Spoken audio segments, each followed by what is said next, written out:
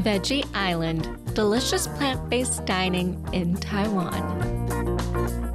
Nearby Sun Yat-sen Memorial Hall, the Taipei Dome is a brand new local attraction that has helped to boost business in the Xinyi area since its opening in late 2023. Today, I'll visit a trendy vegetarian bistro tucked away in this area that has gained a great reputation since it opened. The bistro is called Foldie, an interesting name that combines the words fold and foodie to reflect its spirit of innovative and delicious food.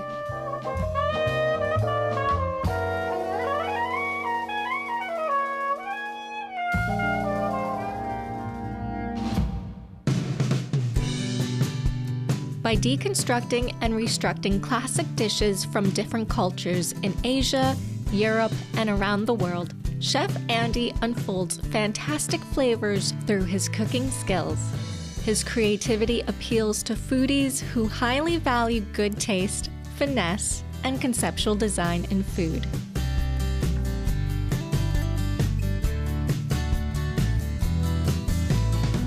The name Foldie reflects the confidence the restaurant has in their creations and the authenticity of each dish, which make their vegetarian food more interesting and intriguing.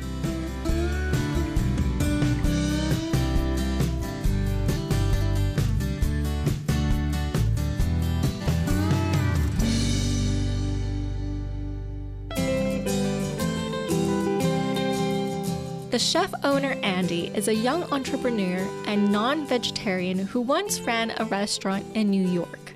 After identifying a growing market in Taiwan for plant-based meals, he made his way back to Taipei to open a vegetarian bistro.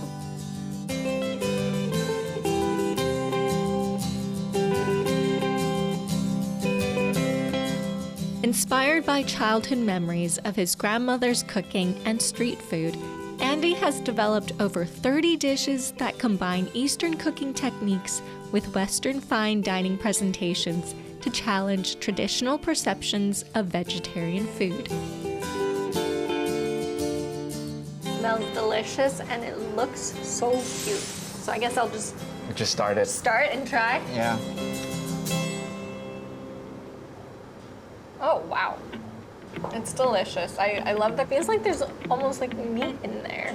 It's the concept is from like a really traditional Chinese cuisine, which is really famous. Taro comes with the duck. Oh. But the duck flavor actually is from a special Chinese herb. We mix a certain Chinese herb into it to, I would say, mimic the duck flavors of it. You know, taro has its own textures, and we have some plant-based meats on it to mix it together to make it more like a croquette. It's a term we'll call it unpredictable, because most of our meals or cuisines in here, we try to fold it. We try to get some inspired from classic, but folded. So a lot of concept comes together and folded as one final concept.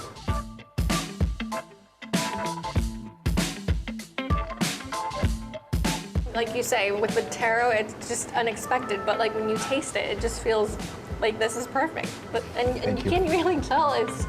And you can dip the sauce a little bit.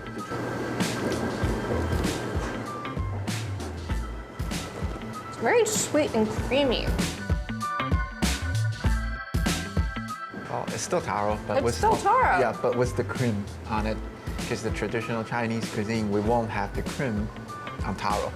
But as a bakery, we have some bakery background, so that's why we combine it. Like we fold a lot of concept together, so this is more towards the pastry side. That is so good. Thank you. So good.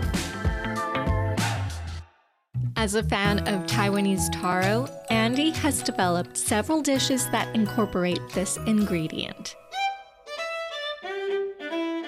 Taro is a starchy root vegetable that is rich in fiber and has many health benefits.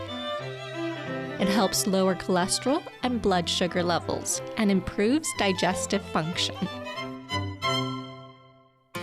In addition to their taro croquettes, Foldie serves a signature taro dessert inspired by traditional street food called Mille-Feuille with taro, salted egg yolk, and pandan cream.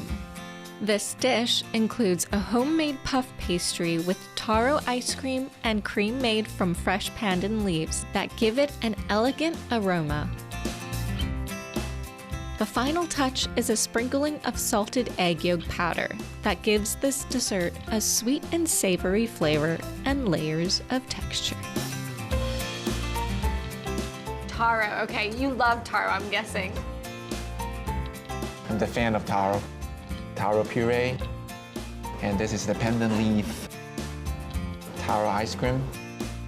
Taiwanese people usually have the pastry come with the taro and the salt egg yolk together in the Moon Festival. So that's why it inspired me to have something shred of it, give you something salty on the very end. Here we go.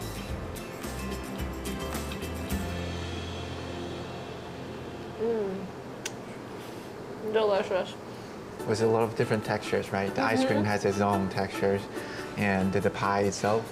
Yeah, it's strong almost like flavors a of it. biscuit. A little bit like biscuit. It's got flakiness on the outside, but it's really crispy on the inside, which I really, really love.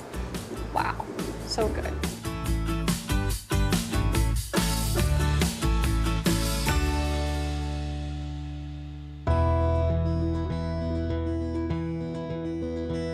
There's an interesting smell. Truffle and like What's that? stinky tofu, or Yes, actually stinky tofu. that's an interesting pairing. Hot.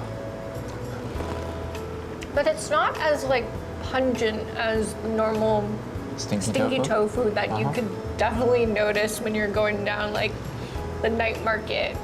This is actually pretty subtle. Which I can see a lot of like foreigner friends coming to visit, kind of like the start of like trying to introduce this dish to them. Maybe that's the start for them I think this is great, actually. Yeah. Still the concept from the French toast, actually. The French toast? Yes, you see the French toast, you have like a really soft and tender a brioche inside, and then come up with something crumbs and like a shell outside. So also inspired by a traditional Chinese cuisine called Guai-Wei. So pairing them together and deep fry them as a French toast.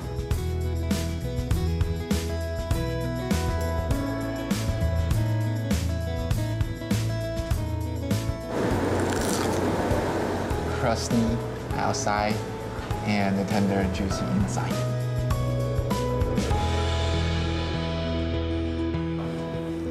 Oh, wow. I come with the pasta.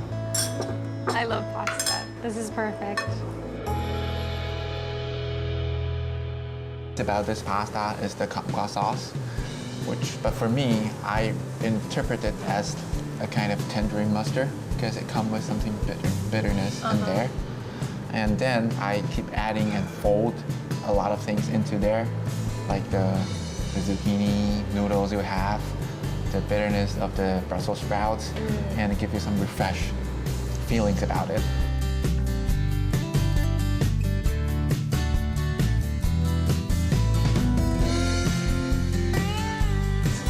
Oh, is that zucchini? Yeah, zucchini. Ah. I'll come with the Brussels sprouts, some dried tomatoes on it. I love some dried tomatoes.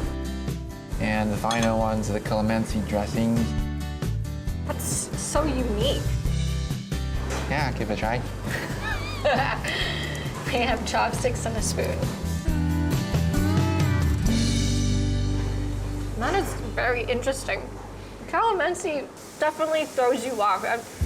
And then I noticed the sun-dried tomato was so good with the texture. It's like almost chewing on like cranberries. Sometimes the pasta is too heavy for some people. This is but definitely this one is like a more refreshing one. You can finish all of them.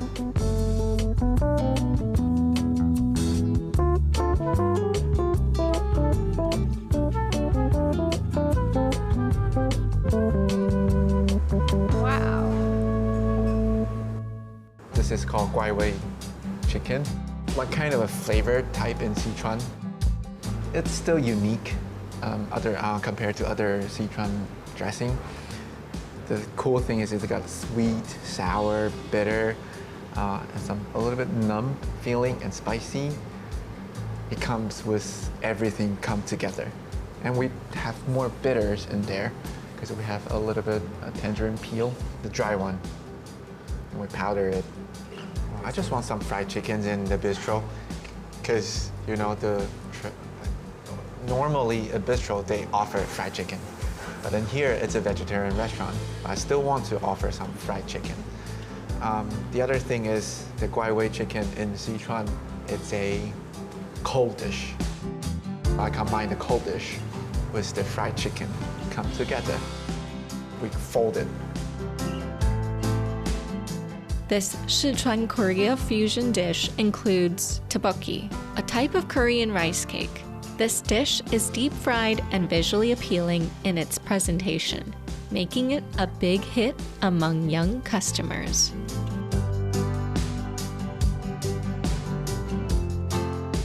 The rice cake. Oh wow, that is interesting. I mean, the texture is very different. And more chewy, Okay. more sticky.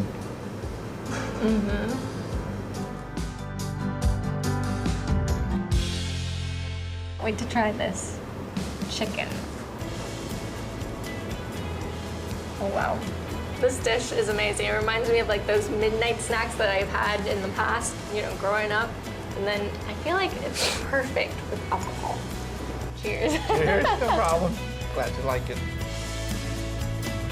So good, so good.